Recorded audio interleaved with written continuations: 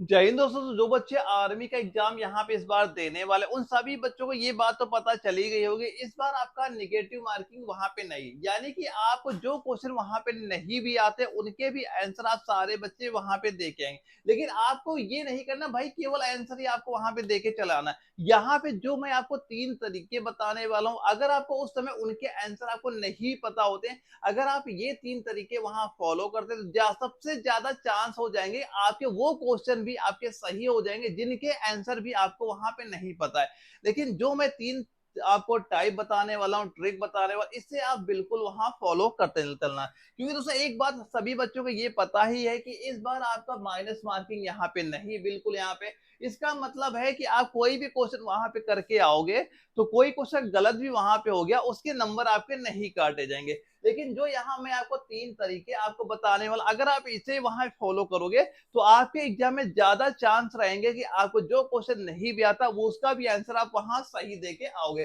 देखिए यहाँ पे दोस्तों आपको कुछ गलतियां वहां पे नहीं करनी, क्योंकि देखो आप कई सारे बच्चे ये ऐसे होते होंगे कि जैसे कि मान लो 50 क्वेश्चन का आपका वहां पेपर होता है। अब 50 क्वेश्चन मान चलो कि आपके 10 क्वेश्चन ऐसे मिलते हैं जो आपके डाउट वाले वहां पे होते हैं जिनके आंसर आप यहाँ पे नहीं आते। तो कई सारे बच्चे क्या गलतियां वहां पे करते हैं कि वो करते हैं जिनके आंसर नहीं आते हैं वो सीधा एक ही ऑप्शन सभी में राइट करते हैं, सभी में बी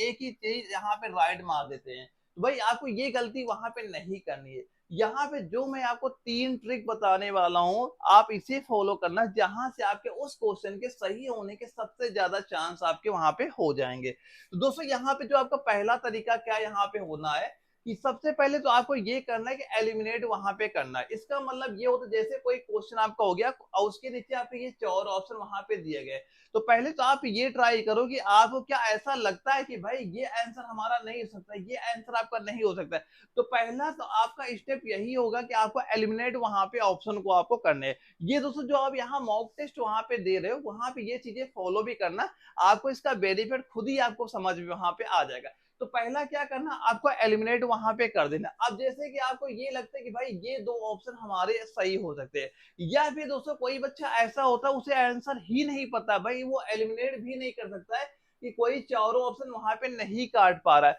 तो वो बच्चा अब यहाँ पे क्या करेगा, ये चीज मैं आपको स्टेप 2 पे यहाँ पे बताने वाला हूँ। इसमें दोस्तों क्या होता है, यहाँ पे आपने जैसे ही क्वेश्चन आपने पढ़ा तो यहाँ पे आपको जो भी ये लगता है कि भाई जैसे आपने ये क्वेश्चन पढ़ा, ये चार ऑप्शन आपके यहाँ पे दिए गए थे, आपको ये लगा भाई इसका आंसर ये हो सकता है, आपके दिमाग ने में बोला कि ये आंसर आपका यहाँ पे हो जाएगा। तो भाई अगर आपको तो आंसर उसका पता नहीं, ये तो आपका माइंड बता रहा है कि ये आंसर के ज्यादा चांस है आपके सही होने के, तो सीधा सीधा आपको उसी को वहां पे टिक कर देना। वहां पे ज्यादा आपको ये नहीं सोचना कि भाई इसका आंसर ये हो जाएगा, इसका आंसर ये हो जाएगा, क्योंकि दोस्तों ऐसा होता है ना कि जब आप पहले वहां पे तैयारी कर जाए, किसी ने किसी बुक से आप तैयारी वहां पे कर ही रहे होगे, तो आपको जो माइंड होता है वो चीज पहले वहां पढ़े रहता है। लेकिन जब वहां एग्जाम में आप बैठते हो तो हो सकता है उसका आंसर आपको क्लियर ना होता हो, लेकिन आपके माइंड को ये चीज वहां पता रहती है भाई ये चीज हमने यहाँ पढ़ी थी, आपको खुद ही लगता होगा कि भाई ये चीज तो मैंने वहां पहले पढ़ी थी, तो इसके ज्यादा चांस है कि इसका आंसर आपका ये हो जाएगा। तो वहां पे अपना कोई दिमाग आपको बिल्कुल नहीं लगाना, जो माइंड आपका वहां बता दे उसी पे सीधा आपको टिक करना, इसी के चांस ज्यादा रहेंगे कि इसका आंसर आपका राइट वहां पे हो जाएगा। अब इसके बाद दोस्तों जो सबसे ज्यादा बच्चे यहाँ पे अभी भी गलतियां करते हैं कि कई सारे बच्चे ऐसे हो जाते हैं जो क्वेश्चन वहां पे छोड़ के चले आते हैं, बाद में ये कहते हैं सर वहां पे टाइम बचा ही नहीं हमारे पास, हम कैसे आंसर आपको दे पाए। भाई जो मैंने तीन तरीके बताए इससे आपको बिल्कुल वहां फॉलो करना है कि आपको देखो आपको वो क्वेश्चन आ रहा हो चाहे न आ रहा हो, आपको ये नहीं रखना कि जो भाई हम पूरा पेपर सोल्व कर लेंगे, जो हमारा लास्ट का टाइम बचेगा तब हम उसका आंसर देंगे। आपको यहाँ पे एक रफ पेपर आपको दिया जाता है, बस वहां पे आप ये लिख लेना कि भाई 21 नंबर क्वेश्चन था, इसका आंसर हमें नहीं आ रहा लेकिन मैंने इसका ये आंसर वहां बोला है, ठीक है। या फिर आपने बोला अगला क्वेश्चन था 42 नंबर, इसका आंसर नहीं आ रहा था, या अगला क्वेश्चन था 49 था, इसका आंसर हमें नहीं आया। ये आपको जो वहां पे रफ शीट आपको दी जाती है उसी पे आपको केवल नोट वहां पे करते हुए चलना, लेकिन कोई भी क्वेश्चन आपको गलती से वहां नहीं छोड़ना है। क्योंकि दोस्तों अगर आपने कोई क्वेश्चन वहां पे गलती से भी छोड़ दिया, ये मान चला आपका 100% नुकसान आपका वहां पे हो जाएगा। दोस्तों यहाँ पे जो क्वेश्चन आपने यहाँ पे लिख रखे हैं, अगर आपने पूरा पेपर वहां पे दे चुके हो और बाद में आगे पर थोड़ा टाइम वहां बच जाता है, तो आपको उस क्वेश्चन को दोबारा एक बार बिल्कुल वहां पे सोचना है कि भाई इसका क्या हमें आंसर याद आ गया है क्या। क्योंकि कई बार दोस्तों ये चीज होता है कि उस समय हमें उस क्वेश्चन का आंसर तो नहीं पता रहता है, लेकिन जब बाद में आप उसे वहां पे सॉल्व करते हो तो आपका उसका आंसर आपको पता वहां पे चल जाता है। तो आप एक बार वो सारे क्वेश्चन जो आपने रफ शीट में ले रखे हैं उसमें सारे क्वेश्चन देखना, और वो सारे क्वेश्चन एक बार दोबारा से